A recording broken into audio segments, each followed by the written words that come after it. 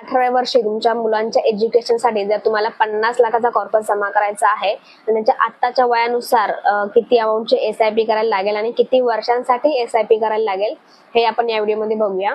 आणि या सगळ्या ज्या एसआयपी आहेत त्या तुम्हाला 10% दरवर्षी स्टेप अप करायच्या आहेत। तर पहिली बॉर्न बेबी असेल तर तुम्हाला फक्त महिन्याला 3000 ची एसआयपी करायची आहे विथ 10% स्टेप अप इयरली।